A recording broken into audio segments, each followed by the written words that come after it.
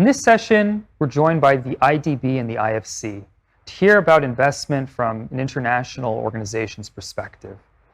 Listen to what these leaders in this field have to say regarding the impact of investment, how financial organizations look at agri-food tech solutions when implementing agricultural projects, and where startups fit into this process. Welcome, everyone. It's my pleasure to be hosting this panel today to talk about the trends that we're seeing in emerging markets and what are the opportunities for technology and startups in this new world post-COVID. And so I want to start by thanking and introducing Prasad Gopalan, the Global Manager for Agribusiness and Forestry at IFC. Thank you for joining us. And Thank you. Tomas Lopez Teixeira, the Chief Investment Officer of IDB Lab. Thank you both for joining us. Now, I would like to start with quickly allowing each of you to introduce yourselves. So Tomas, let's start with you. Can you please tell us who is IDB and what is IDB Lab? Thank you, Daniela. Thank you again for the invitation. It's a pleasure to be here on behalf of IDB. I'm Tomas. I lead our investments unit at IDB Lab. IDB Lab is the innovation laboratory of the Inter-American Development Bank Group. With other two entities of the group, we compose what is the Inter-American Development Bank. We are the largest multilateral finance institution for Latin America and the Caribbean. We focus on that part of the world. Agriculture is a key sector in which we all work from the public side, from innovation side, and also from the private sector side to create the synergies and this combined approach to really tackle developmental challenges in agriculture using innovation, using technology, with more and more orientation to new models, new solutions to solve pressing and persistent problems related to agriculture and rural development in LAC. Thank you very much. I'm very excited for the conversation to dive deeper into that. And Prasad, over to you. Can you please share with us what is IFC? Sure. Thanks, Daniela. This is a great opportunity for us as well. IFC is the private sector arm of the World Bank Group. And within IFC, agribusiness and forestry is one of the strategic focus for us, both at IFC as well as the World Bank, which does the public sector work. So our strategy is along three key lines. One is to improve food security and nutrition. Second is to improve livelihoods, especially in rural areas and smallholders. And the third is to make sustainability a business driver in all our operations. So to this end, we're probably the largest multilateral investor in the ag sector across the world. Our portfolio is around $6 billion, and we invest between $1 billion and $1.5 billion every year, both debt and equity. And increasingly, we're looking at how to integrate technology into our operations, especially on the investment side, to do direct investments as well as to enable our portfolio companies to adopt technology. Wow. The scale of what you do is amazing, and you must really be following kind of these global trends, and especially in emerging markets, how this new reality that we are all living in is affecting the agribusinesses, the opportunities for technologies, and really changing the face of what has been classically seen in the agriculture business. So, Prasad, I'd like to start with you in that larger perspective of the emerging markets. What are you seeing? What are the main trends that are happening? Where are the opportunities? So if I look at agribusiness as a whole, right? So I'll come to the technology space in a little bit. We see opportunities across the board, right? Especially in the post-COVID world, I think we're seeing supply chains are shrinking. There is a trend to go to local production. However, I think trade is as important today as ever, right? To have competitive origin supply where demand is high. So across the space, we operate across the space all the way from inputs. We don't necessarily invest on the farm side because of land issues, but anything to do with inputs outside the farm gate, all the way food production, food processing, distribution, and retail. We invest across the value chain, and we do supply chain financing as well through intermediaries.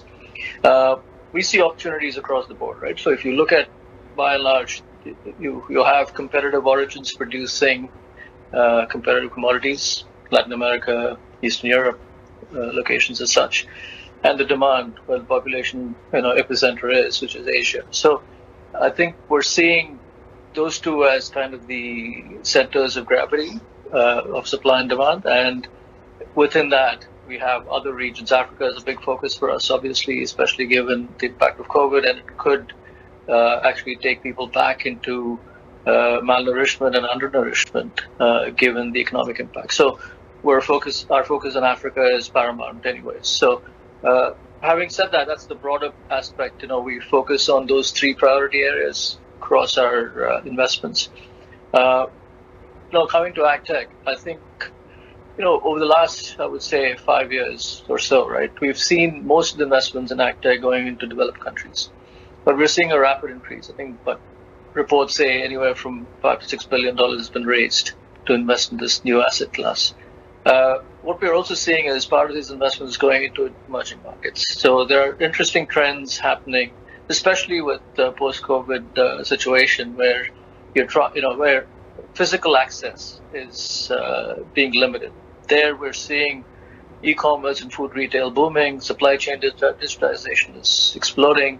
Our own clients are adopting technology in a huge way, especially on digital technologies and using things to train people in the supply chain, using virtual reality and things like that. So I see this as an exciting cusp where we are in the agricultural space. This is probably like fintech was to financial sector about maybe 10 years ago. I think we're at a very interesting crossroads where we can use technology in a meaningful way to make impact. And I'm so glad we're finally there and that we're ready at this time to be there with such challenges at hand. And with that, I want to move this question to Tomas. Tomas, what are the trends that you're seeing and how does technology play a part? What are the opportunities in the Latin American region today?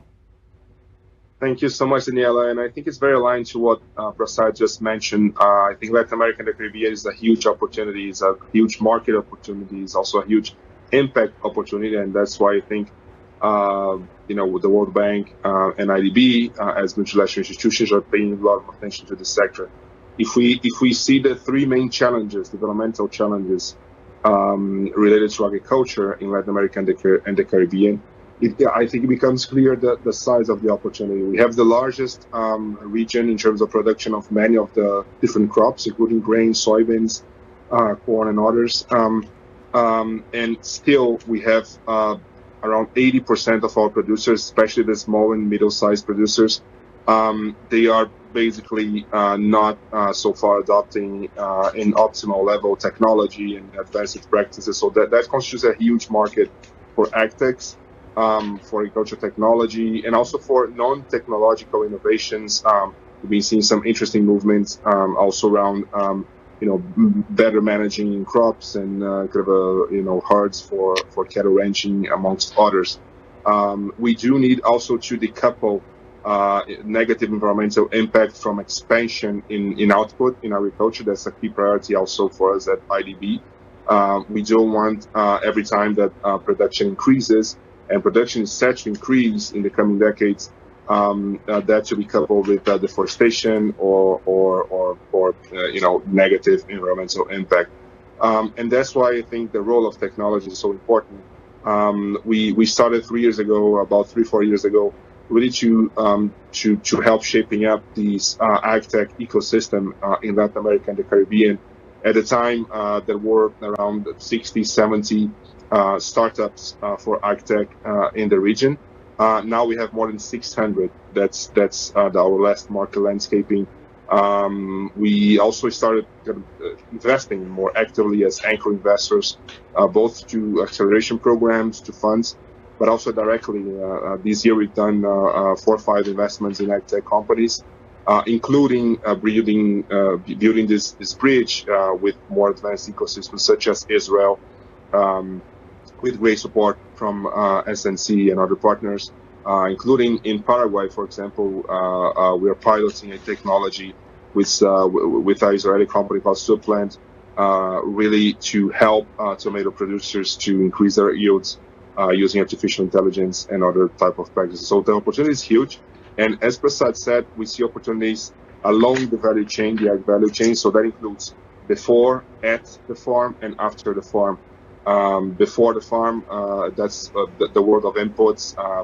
We invested in ag insurance, in financing, in new types of also to biological components to diminish the cost of agricultural defense components, which is up to 60% of the cost for small and medium-sized farm holders. At the farm, we see technologies such as precision agriculture, geolocalization of production, controlling environmental impact as huge opportunities. And also for value chains, we see blockchain and other types of mechanisms to help, especially in this post-COVID-19 world, really managing value chains in a more efficient manner. Thank you, Tomas. This is a great point you're touching on, and the importance of the assistance that you are able to bring to these companies as they solve these challenges. Because as we know, and as we've seen from our experience in emerging markets, these are markets that are less comfortable for startups. They don't understand them. There's a gap, there's a challenge to understand how to access the market, how to grow, and the investors aren't there either, right?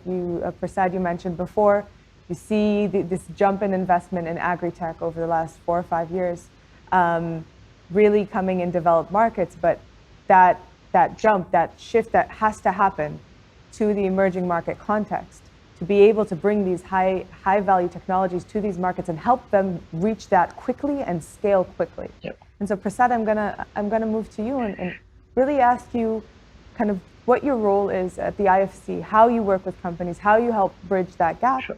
And more specifically for our Israeli audience, the Israeli startups kind of watching us here today, I'm really interested to hear kind of how they can engage or what they need to know. Sure. Look, I think Tom mentioned a few things that are applicable to our work across the world, right? So we look at AgTech in terms of improving productivity, improving supply chain efficiency, and the sustainability and transparency of the entire food system, right? So I think that goes, that's very aligned with what IDB is looking at, and I think there's no debate about that. How we work. So IFC, so we actually are doing a deep dive right now with the World Bank on the public sector side, as well as our own ag advisory group, right? So we're looking at where the state of play of AgTech in our markets and around the world, and what are we going to do in this space? Bringing the World Bank on the public sector side, because you do have an enabling environment requirement in many of these markets, whether it's infrastructure, whether it's digital infrastructure, whether it's aggregating smallholders, enabling environments for a variety of things in terms of marketplaces, supply chain efficiencies, cold chains, food safety requirements. All those are public sector domain kind of activities. So we need the World Bank to set the frame for us to have a thriving AgTech sector ecosystem in our markets, in our emerging markets. Once that's done, so that's where we come in, and then we invest in companies directly in AgTech companies, and also in our traditional companies that we engage in on the production side or processing side or distribution side. We see how companies like AgriTask, right, where when we are advising our clients to engage with smallholders, how can we engage companies like AgriTask? How can we engage clients like companies like C3, who use remote sensing, drone technology, grounded with, ground truthing with physical people on the ground, and with artificial intelligence to improve the way the whole supply chain works, not just the production system, but the entire chain. Because, as you know, in most of our markets, it's you have 30, 40, 50% of food that is wasted. So there's a whole there's a continuum of technologies that can be applied, all the way from inputs, as Tom said, all the way to retail. And we are even investing in e-commerce platforms in emerging markets. We've done a couple of them, and all of them are looking at how to integrate backwards. And there, the application of technology is paramount, in my view. And that actually makes the unit costs become much more affordable, especially for smallholders. So you don't have to aggregate them to an extent that you would if you had traditional systems. So but here we need partners. We obviously can't do it alone. So you have to create an ecosystem whereby we have other multilaterals like IDB, the other bilaterals who are interested in the space like FMO, DEG. We have obviously the local governments, and we have technical partners, right? The companies that are not only in emerging markets but are also in our developed market companies. Like in Israel, you have a super incredibly thriving ecosystem. And by the way, when we did our strategy for AgTech, we were assisted significantly through our speed dating that was arranged by Startup Nation, where we went through a whole bunch of companies and investors to understand how this Israeli ecosystem actually works. And that can be a guiding example to many of our markets, frankly. And that's, to me, it's quite interesting.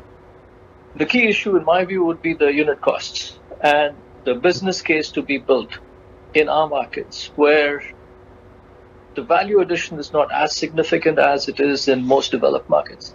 So if you can actually add value to the basic food system and bring in technology at certain unit costs and have some kind of a, almost an evangelical way of bringing people together. And look, most farmers believe once they see things happen, they're not just going to go with anyone who comes and says this is great. So I think the proof is in the pudding. So we experiment quite a bit. Our advisory group advises a lot of companies and smallholders in terms of how to adopt technology.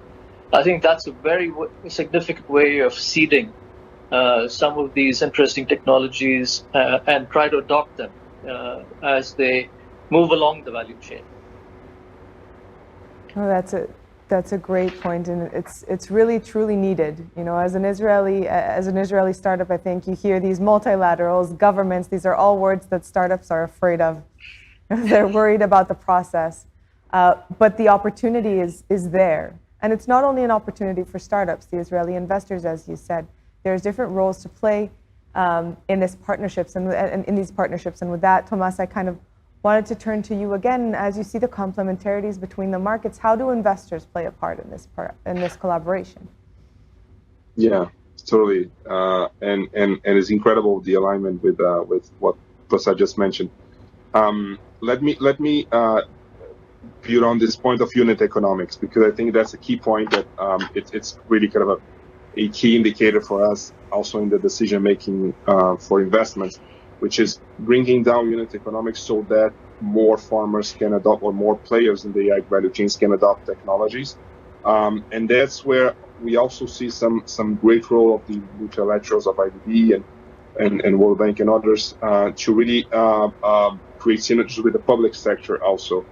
Because you see that many of the barriers to adoption of technology in the ag space have to do sometimes with infrastructure such as connectivity or physical infrastructure, also with kind of education and bringing more educational resources to farmers, also measuring impact, measuring kind of the really the economic value of solutions. As Prasad mentioned, we need these waves of adoption to come to play, and that happens in general when you have clear benefits. One of the key challenges that we have is to be able to show benefits, even though maybe the cycle, the payback cycle for certain technologies is a few years, is not immediate. So we've been paying lots of attention to that, and that's one of the examples that I think that is great to build bridges with Israel and to other countries. We've been working a lot with of course Israel, not only in ag, by the way. We have cooperation in health, in education with Mindset, for example, the first acceleration for EdTech in the region. But it's really good to bring messages as to effective and concrete contributions of ag technologies in addressing and creating economic value to producers. That is huge. I mean, this kind of organic incorporation of technology is very important. Is a sector in which you have generally kind of large corporates in Latin America and the Caribbean, with this very fragmented value chain of producers and providers. So the key challenge is really to qualify those along the value chains, because the great corporates, many of them are international. Sometimes they do have access and financing to those to incorporate more technology. But the great challenge and the great opportunity that I see for ag tech companies in Israel is to really take advantage of this market opportunity in Latin America and the Caribbean, and also cooperate with local companies. One of the things that we see it's very kind of emblematic of the importance of being global in a way. So you have global companies, but also you do need to customize, you do need to adapt at the local level, and that is where I think that cooperation between startups or between corporates and startups from different parts of the world is very key. I completely agree, and I want to take a few points that you kind of made, but throughout you've been talking about the environmental aspects. So not only being aware of what we need in agriculture, but being conscious of the impact, the wider impact that has. And I'm very happy to see that in the time of COVID, when we're all dealing with additional threatening crises, we're still looking at the technology that we're putting in a responsible way, an impactful way. And with that, I want to thank you both, Prasad and Tomas. Thank you so much for your partnership with Startup Nation Central and for your participation today in this session with us. Thank you. Oh, thank you so much, Daniela. Look, we appreciate all the support Startup Nation has given us, especially as we are launching our AgTech investment. So hopefully we get to see more collaboration on this. Amen. Yeah, same here. Thank you so much, Daniela, SNC. Thank you for the invitation. On behalf of IDB, we're very happy to cooperate with Israel. I think it's a kind of a great bridge to be built that we are building together, and I welcome all to explore opportunities in LAC. And please join them in the conference today. You will be able to meet with the investors and the partners during the whole conference. Thank you. Thank you so much. Thank you. So we've heard from leading international companies and investors about a range of trends, challenges, and possibilities in agri-food going on throughout the world. Don't forget that this coming May 2021, will be Israel's Agri-Food Week, where investors and corporates will have another opportunity to engage Israeli agri-food tech. In the meantime, if you'd like to know more about the sector, navigate to my sector overview that you can find on the platform. Otherwise, thank you very much for joining us. Enjoy the remaining B2B sessions.